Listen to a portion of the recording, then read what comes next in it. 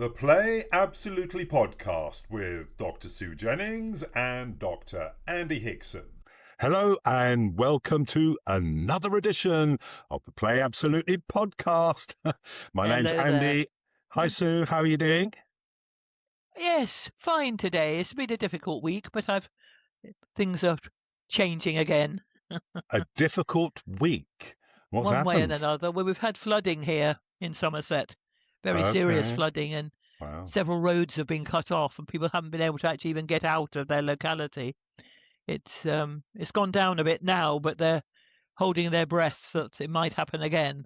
Wow. I mean, Or has rather, there not actually holding their breath because it will happen again. been sort of rivers running down the street or rivers overflowing their banks?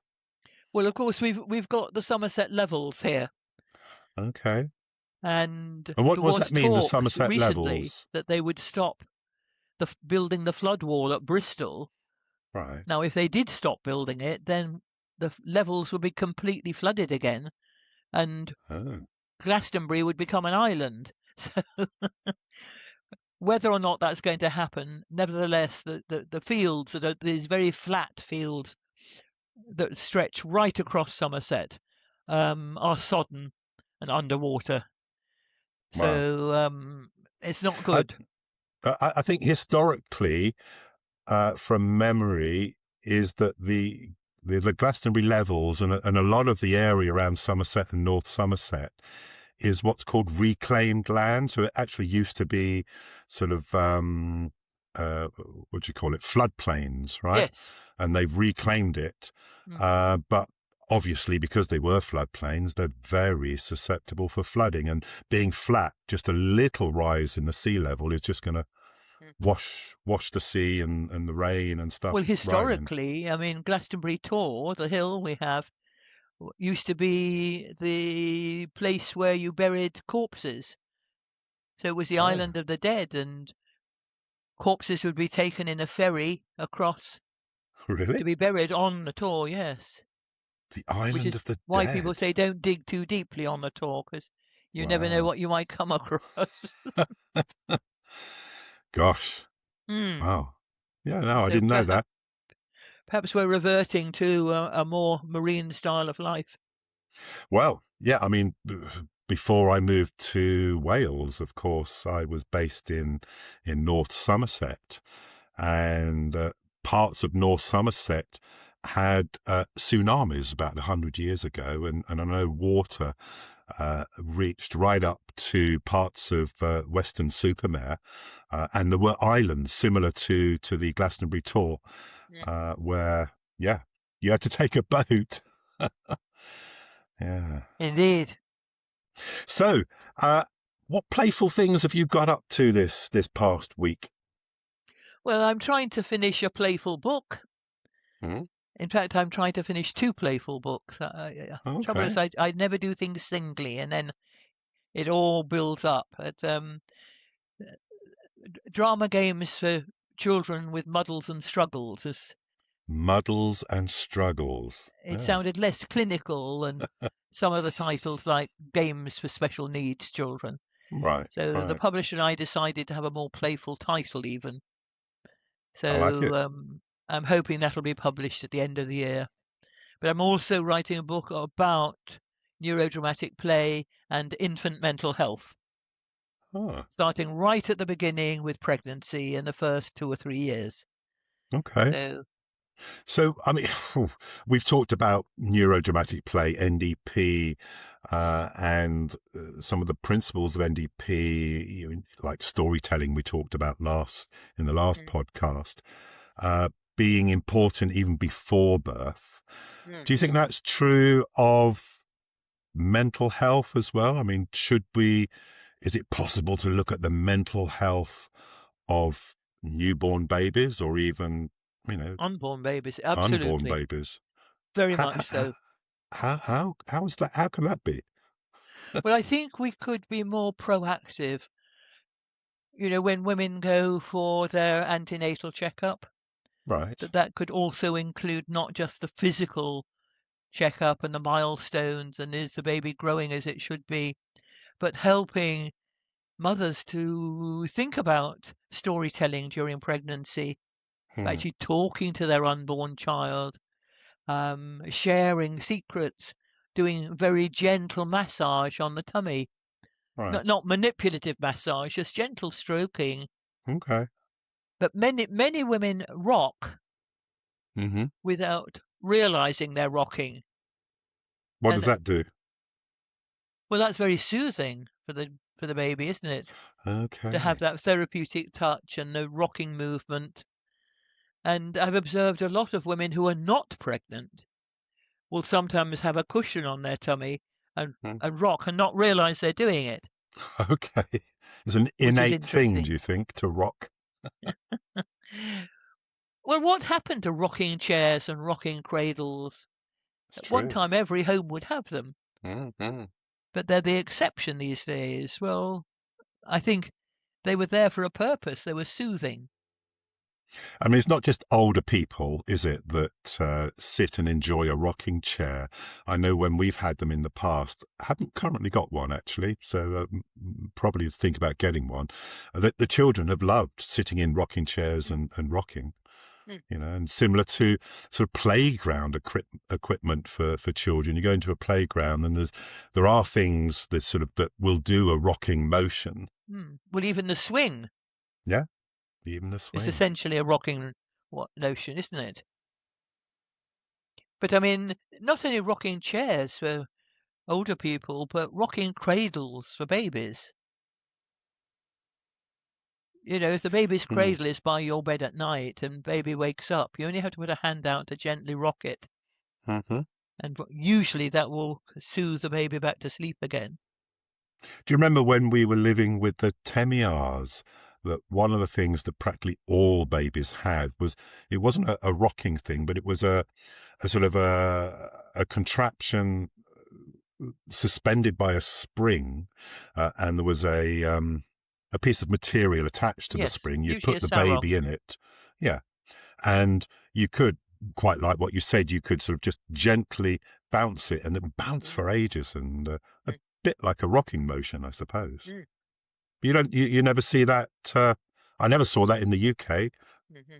It was something that was particularly in Malaysia. So it's not just the Orang Asli that would use it, but Malays as well. But even that's going out of fashion. You don't see that very often now. Yeah. Yes, it's interesting when we see things come in and out through the generations.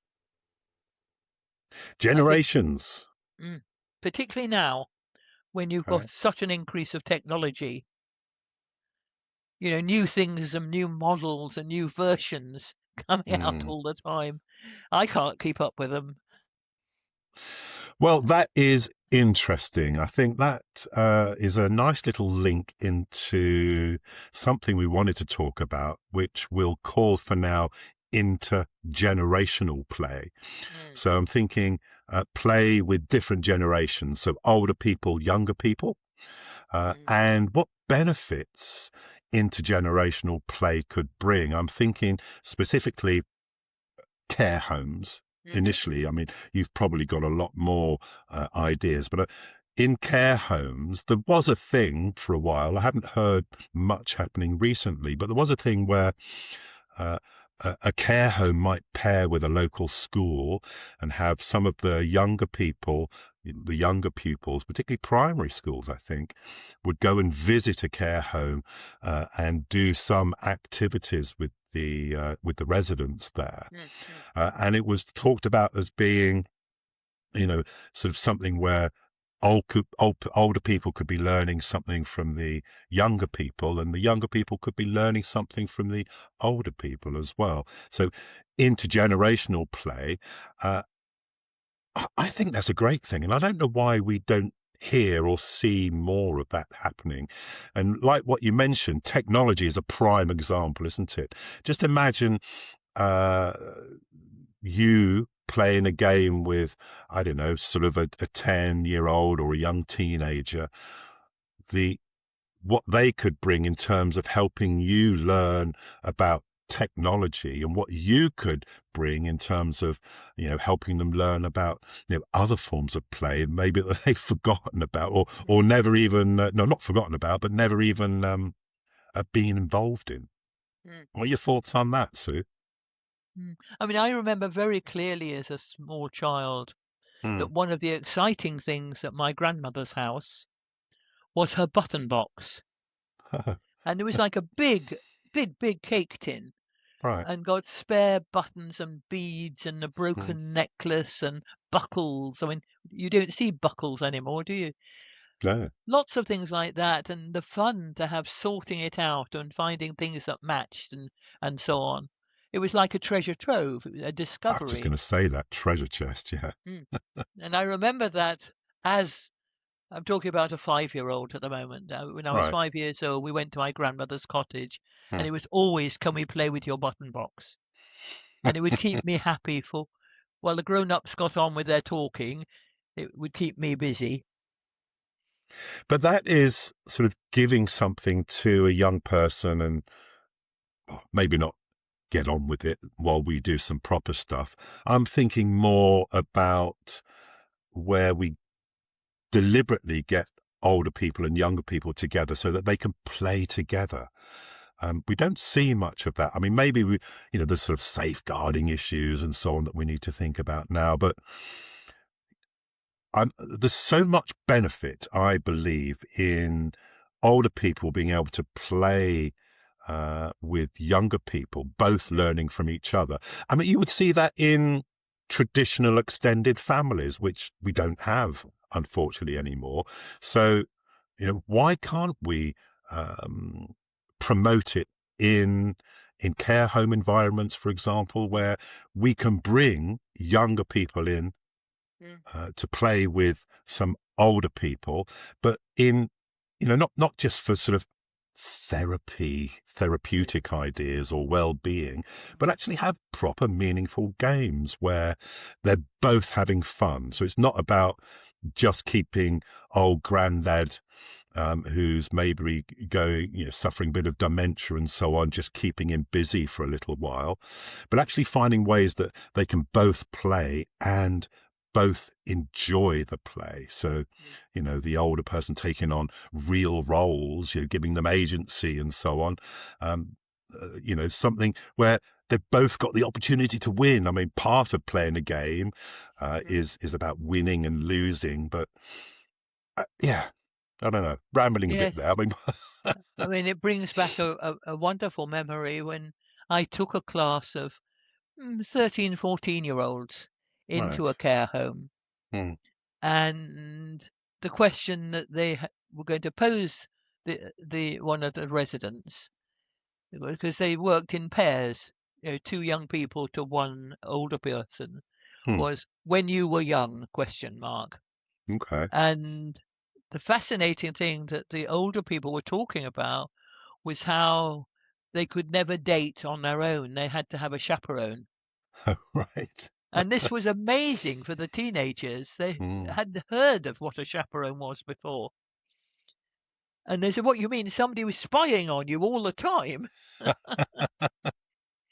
And the older people were saying, "Yes, but we were safe." And usually the older person didn't intrude. They were a little way away from us, but they kept an eye on us that we were safe.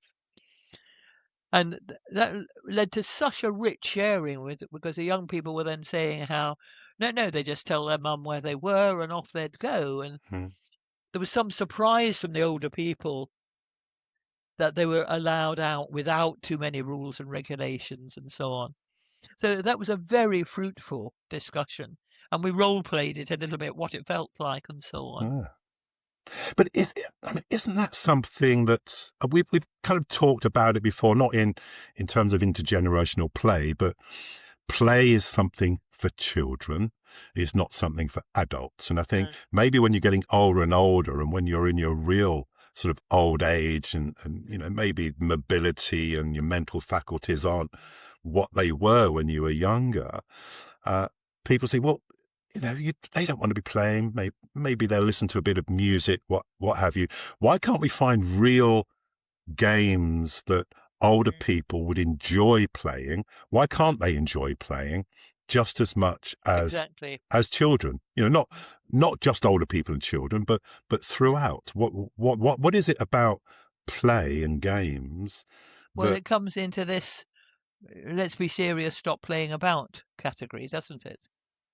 And one of the disadvantages, I think, with some of the care home activities is people will start being treated as a collective, as a group, rather than as Right. individuals. So Uh-huh. we're all going to join in and do X, Hmm. and those action songs like One Finger, One Thumb, Keep Moving, and So Right. Say All of Us. Yeah. There's no room for the individual in that. Mm-hmm. And I think that's one of the worst things about care home provision in many places, that you are treated collectively as a group. In fact, I've got a horrible story about that, if you don't mind me telling it. I'm all for horrible stories. Go on. But no, there was one care home I visited. I'm not saying Uh, it was happened in all of them, but this right. particular one, Don't name them. yes, one particular care home, I won't Mm, locate it, mm. but they, at night, all the older people took out their teeth and put them in one bowl. Took out their teeth. Oh, what you mean? Their false So they teeth? took out their top and bottom denture, put them in one bowl, and then in the morning I had to fish around to find one that fitted them. What? That's not It was real. absolutely gross. Are Absolutely you being gross. serious now? I'm being absolutely serious. But that's I mean unhygienic for a start. I mean, when the bowl, did it sort of contain like a cleaning solution or anything? Yeah, so because a lot of elderly people have got no teeth left, Right. so some dentures would fit several people. Oh So my you God, that's fished around to gross. find one that fitted and kept them in for the day. I mean, how about that for loss of individuality? But why would they You couldn't do even own your that? own teeth. Why would they do that? What makes a care home think that that would be a good idea? Well, it's less of a nuisance, isn't it? Than having, say, a dozen individual glasses with individual teeth in them and so on. Wow. So is this Easier how we're managed. You just treating? get Do one bowl and put in your whatever stuff you used to soak them in.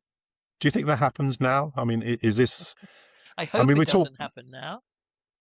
I mean, one of the things that I think we both recognise, particularly the older you get, when I don't know, even before you get to the care home, people at a certain age, they'll retire, stop doing their job. Maybe eventually they're put into a care home by their family or for whatever reason. And that is a, a loss of identity, isn't it? Because a lot of who we are as people is attached to the roles that we play in our lives, in our jobs, in our families. And once we're removed from those, once we lose those, we must suffer a great loss of identity. And I think for older people, that must be a real issue that affects their mental health. I think that, would you agree with that? Oh, I would definitely agree with that, because it's too easy to get taken over by one's career, however satisfying it might be. But a Hmm. career for most people won't last forever. No. And so if you don't have a strong life outside of your work, Yeah. with your family, with partners, with hobbies, with interests, with clubs, I don't know, whatever people Yeah. are interested in, then it's really going to be very difficult when you retire, because I've heard many partners talk about dreading the retirement of their other half, because they're going to be around too much and they won't know what to do and won't know what to say to them and so Hmm. on. There is a thing I heard in Japan. Uh, I don't know how big it is, but I've worked with several Japanese groups over the years. And one of the things that I heard was that some older people, uh, if they lose their jobs, their identity is so attached to that role that they can't even tell their partners. Now, it's mostly men, I've heard, but I might be wrong. Mostly men going out to work. They've lost their job or they've retired, and their identity is so attached to that role that they had that they can't even tell their wives and families. So even when they've lost their job, they will still get up in the morning as they used to do, get dressed, take their suitcase or their briefcase, sorry, go off as if they're going to work, and they'll sit in a park all day, or they'll go and do something else all day, and then come back to the family as if they'd been to work. That, wow, that's a thing. That's really gives us something to think about, doesn't it? And again, so, yeah, go on. Hobbies and interests so often are downgraded compared with work. You know, you have to fit them in your evenings and they're not so important. Whereas if we cultivated all those interests throughout our lives, so that when we were obliged to retire, because often we don't choose to, we have to. Right, yeah. We've got the rest of our stuff that we're interested in to develop even more. Mind you, I've heard the other extreme of some retired couples deciding to sell their house and go on permanent cruises. Okay.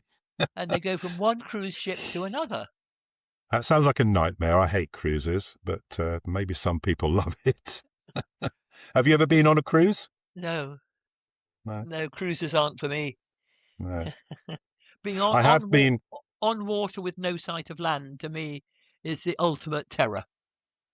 Right. Yeah. Maybe yeah. a river cruise I could cope with. So you can see the land on either side. Have you been on a cruise? Well, no, I haven't been on a cruise. I have been on ferries that have been more than one night, and sort of like there's a ferry from, I think it's Portsmouth to Santander in Spain, and that takes 3 days, I believe. So it's 2 nights on the ferry, and you go through the Bay of Biscay, which is pretty terrifying in itself. So if you haven't got your what they call sea legs, which I don't have sea legs, it's, you know, the sea is so rough there that you know, if you suffer any kind of seasick nausea, then you're going to feel it there. But they're kind of like a cruise ship. They've got entertainment on board. You know, you can buy, you know, there's bars there and so on and so on. So that's the closest I've got to a cruise, and even that is, I don't like it at all. I can't see the point of being, you know, you're locked. It's almost like a big prison. You know, you can't go anywhere. There's always the thought of the Titanic and it's sinking. You can't do anything about it. But, you know, if you're locked on there for a 3-week holiday, you know, what if there's lots of people on there you don't get on with, or, you know, you can only eat what people. Oh, no, it's not for me, a cruise. It's I think I would feel like I was a prisoner. Yeah. Yes, you might have choices about entertainment or games or activities, but at the end of the day, you don't have absolute choice. And if you decide to walk away, what do you have? A cabin, which is confining and small and not the easiest thing. And of course, the cabins that don't have a porthole that you can look out of, what must that feel like? Yeah.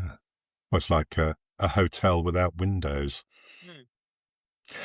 So, yeah, just getting back to this idea of identity and the loss of identity, and relating it to play, using your NDP knowledge, which is, I mean, it's mostly focused, correct me if I'm wrong, neurodramatic play, mostly focused from birth or pre-birth. How can it be used with older people? I mean, can it be used with older people? And could you, if it can, how do you think we could sort of repair identity crisis that some people might feel when they've lost their job, when they're getting older, maybe when they've moved into the care home? How can NDP or principles of NDP or principles of play? This is so interesting because so many people assume that NDP is for children and small Right. children at that, and who wants to do messy play when you're older type of question. But in actual fact, yes, it's essential when you're small as part of your development. But NDP is relevant right throughout life. I mean, first of all, rhythmic play, whether it's dancing, whether it's music. And some research has shown that listening or playing music throughout life actually extends the life of your brain, which is interesting. And how much do we have active music in care homes? We normally have a television on in the corner night and day, or some music playing over and over and over again. Right. But I wanted to instigate a project where people could create their history through music. So working with a music therapist, whether we could go back on a person's life, particularly if they were very involved with music, and look at how music grew over the whole of their lifetime. But certainly in terms of rhythmic play, music and movement are so important. Messy play, well, in the early years, it's to do with curiosity, like Emmanuel talked about, finding out, experiment. But also when you're older, the best messy play in the world is cookery, isn't it? Just Of thinking what you can course. make and Yeah. develop. And you get a real product at the end of it, something you can Absolutely. eat And then that's that tasty. product can be shared and so on.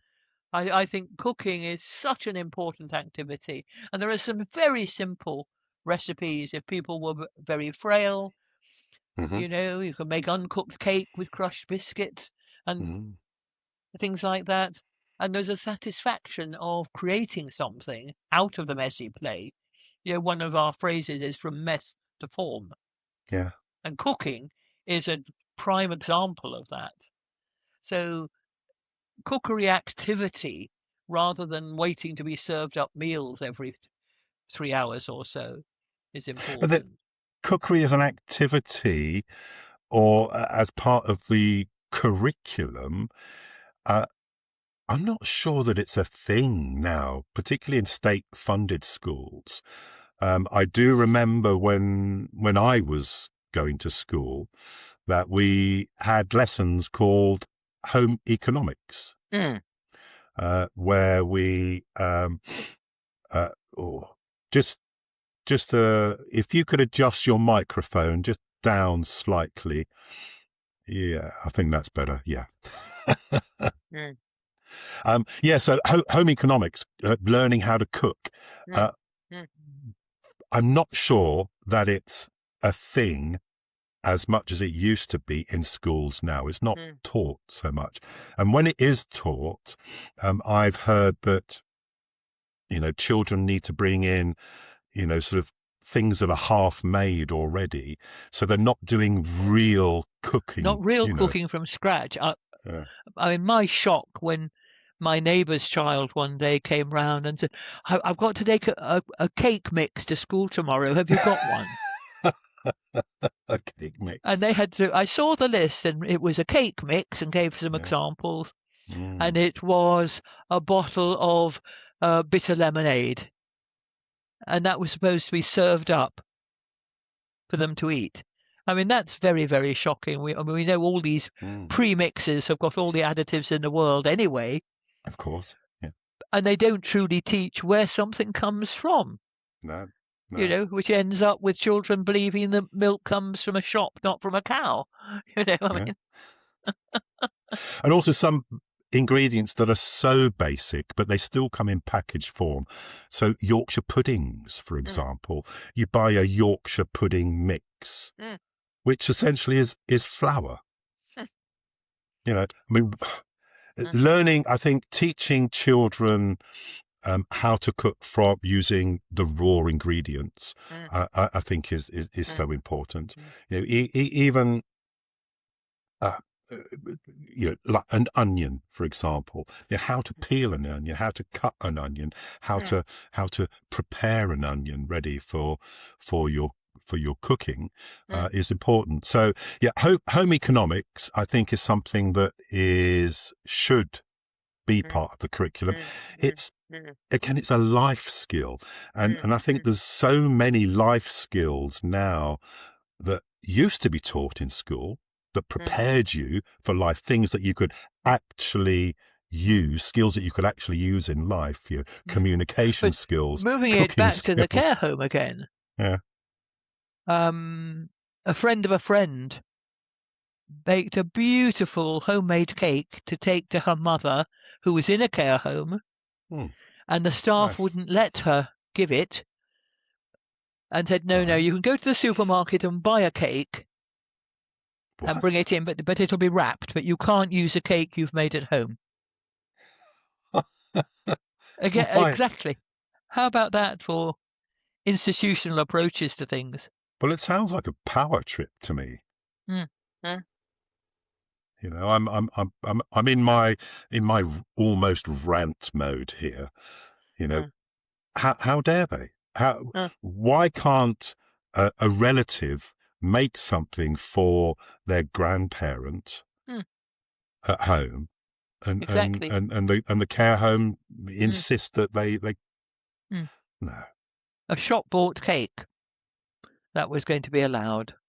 So we're tackling institutional attitudes when we talk about let's do NDP at a care home, because things need to be easy and easy to clear up, easy to manage, treat the group, whereas NDP allows children and any age person to respond as individuals in their own way. I mean, I think we need to be clear. We're not putting down all care homes, because there's a lot of great care homes out there. I mean, I visited some care homes, and you know, the elderly people there are treated with the utmost care, and activities are brought in, but and self-determining. Exactly.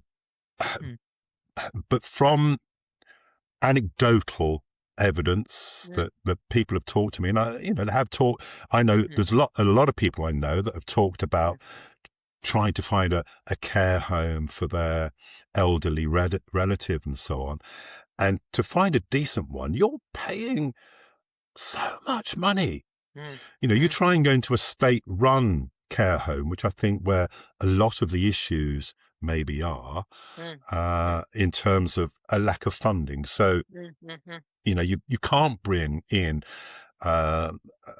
activities that are, you know, of good standard, because they don't want to pay anybody, because they either they haven't got the money, or if it's a private care home, you know, it's profit orientated.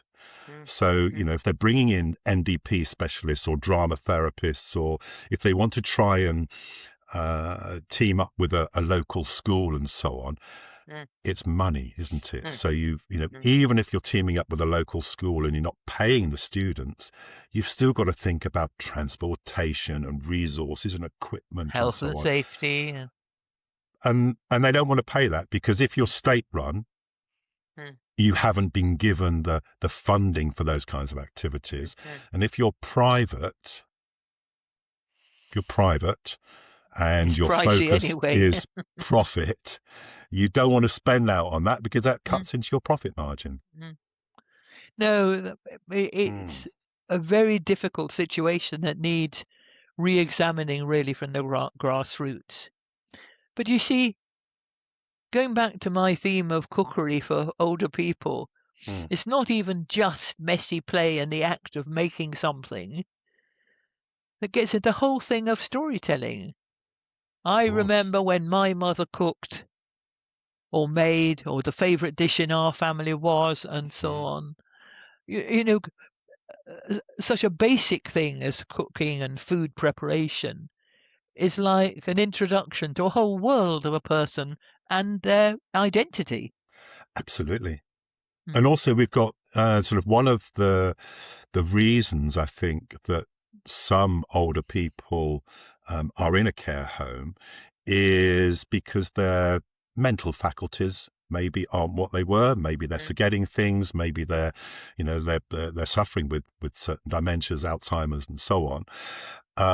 Storytelling, as you mentioned, doesn't fully require a complete memory, because with storytelling you can weave in and out of things, so you can still be having fun, you can still be having joy, and if you including, as you say, like cookery and so on, I mean those are great mediums to be able to keep a connection between younger and older generation, to keep an older person active and enjoying themselves through play with younger members of their family. Interestingly, there's one commercial at the moment on television showing a young person and an older person cooking. And when I saw the first shot, I thought, oh, great. But then it was all about promoting private cataract surgery. Could you actually see properly to do this activity with your grandchild? Oh, gosh. But at least it acknowledged that activity, which I suppose is something. But I had to laugh at myself for thinking one thing and it turned out to be another. So something I want to bring up from our last podcast, you mentioned Emmanuel earlier, and for those people that don't know who Emmanuel is, he was a guest on our last podcast. So if you want to have a look, a very interesting chap, Captain Awesome, also known as, and if you check out episode 14 of the podcast, that's interesting. But one of the things that you talked about there was the sort of, how can I put this, the dissolving of our data, of even ourselves. And something that you specifically said was, that one of your fears in life was sort of, almost dissolving into the data world, into the ether, and so on. Now, is that into cyberspace? Is that related, do you think, to you getting older, or is it something else? It's interesting because I thought a lot about it, having shared that. And to me, it's all got connections with identity. Right. That I've never, ever, so far, developed a technological identity. Okay. I mean, my storytelling, my drama identities are quite intact and I feel confident with them. And I'm still writing books and so on. But identities involving other skills, because I haven't been saturated in them enough since childhood, so to speak, I do struggle with. Now, whether that can be changed by more immersion in it is another matter, isn't it? Well, I think also it's, we don't necessarily want change for change's sake. It's, again, something we talked about in the last pod, this idea of curiosity. If you're curious enough to want to involve technology more in your life, then you're going to play in that area. And if it's something that doesn't interest you so much, i.e. you're not curious about it, then you're not going to evolve. So is it something that you're curious about? Is it something that you would like to play, or you're quite happy, to keep it on? I know just enough to be able to do a podcast, I know just enough to be able to, create my online modules and so on. I mean, where are you in that? Well, it's interesting using a metaphor that we might apply to cruise ships as well. There is this fear of the flood. Right. That for a long time, as well as doing something on a typewriter or a computer, I would also handwrite it to be sure I'd got it, just in case I did something to make it disappear. Okay. And I think that partly stems from that time while we were in Malaysia when there was a flood in our storage. Of course, yes. And most of our personal possessions and clothes were completely destroyed from this flood. Yeah, I mean, true, we I've came forgotten. back to UK with nothing, literally, except the clothes we stood up in. And at the back of my mind, this is so often linked with technology. If I press the wrong button, it will all disappear. Okay. So if I have it handwritten as well, then at least I've got it. I can't trust myself not to press the wrong button yet. Now, that might sound very primitive and childlike, but that's actually how I feel. No, I think you've brought something up that I think maybe a lot of people don't think about, is that, I mean, we're moving away from play here, but what, if we had some catastrophe, if a meteor hit the Earth or what have you, and sort of destroyed the current civilization, in sort of 2, 3, 4, 5,000 years' time, what would be left? We sort of look at the past or our current civilization starting a few thousand years ago, maybe even going back 5,000 years, if you want to, sort of, Egypt and so on. And, but there's more research now that is suggesting, well, maybe civilization was around, 10, 20, 30, 40,000 years ago, even before the Ice Age and so on, because when a catastrophe happens, what's going to be left? Stone, right? Because everything else is going to disappear. And after 5,000 years, I think all of our data, all our computers, our things made of metal and so on, they'll have just dissolved back into the earth. They won't be around at all. All there's going to be left are maybe stone monuments, which is what we found, 5,000 years ago. So, yeah, maybe that's just a natural thing anyway. We all are just going to disappear into the ether. Not very positive note, is it? Well, maybe we shouldn't end there. Yeah. Food for thought. Food for thought. And, I think we just got to find ways to keep on playing. Because playful ideas, enjoying ourselves while we can, is not only it's not only fun, is it? But it's also about learning how we're going to deal with when we lose particular roles in our life, that playing can help form many aspects of our identity. Like you said right early on in this podcast, it's not just about the role that you do in work. There's many other roles that we can include and we can foster during our life. And also, if we think of it in that way, we can start to help children through their drama work and their different creativity skills look at different sides of themselves. Right, of course. So it's not going to just be when I grow up, I want to be X. How many different people might I be when I'm grown up? Yeah. And also, not having to rank them, but just because your job is one part of your identity, you might be a father, a brother, a taxi driver, a swimmer, a runner.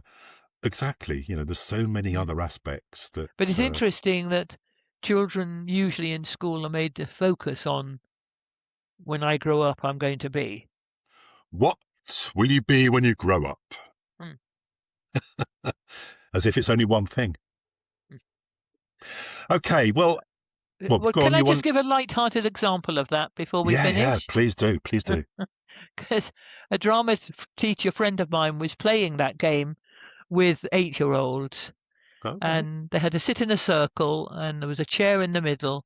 And if you sat on a chair, you would say, "When I grow up, I want to be."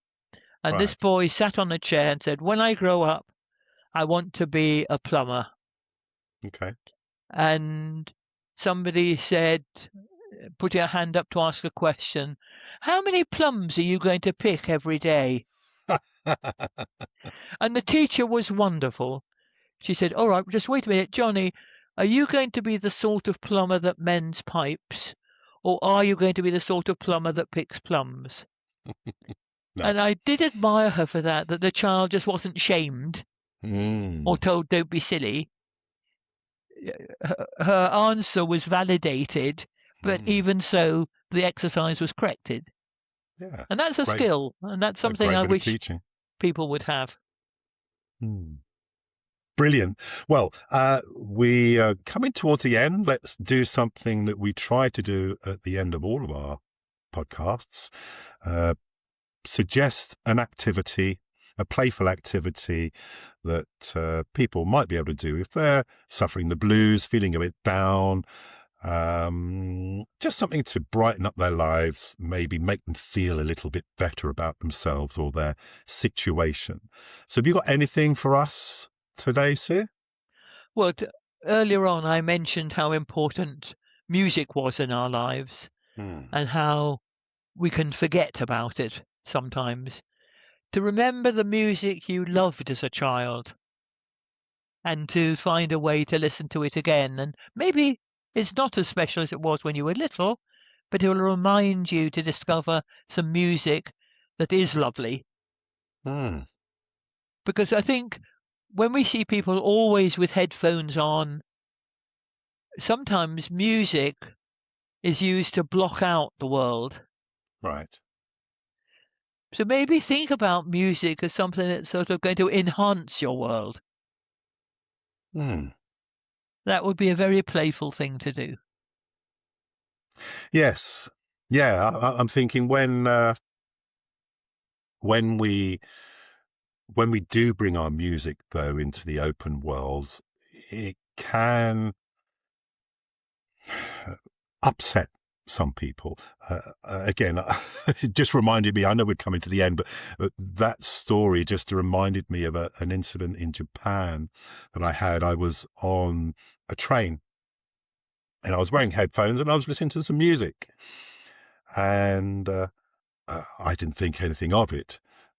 But this woman in front of me just started in front of me going, sort of, and I thought, oh, what's the matter? And I sort of, as if she wanted to say something to me, I put my I took my headphone off, and she could speak English. She was just saying it was too loud. Must be too loud for my ears because she could hear it and the whole carriage could hear it, and it was sort of infecting her well-being.